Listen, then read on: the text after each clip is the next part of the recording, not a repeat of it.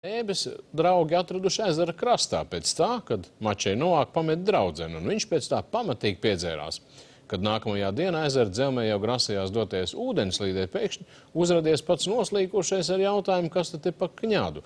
Policijai viņš paskaidrojas, ka neatceras, kāpēc novilcis drēbes, taču viņu kailu atraduši tuvējās mājas iedzīvotāji un ielaiduši pārgulēt. Lieki teikt, ka bijusī draudzene pēc šī trača ar viņu izlīgt netaisās, sakot, ka tieši tādu stulbību dēļ viņa arī pametusi un viņas nākamajiem bērniem tādu tēvu nevajagot.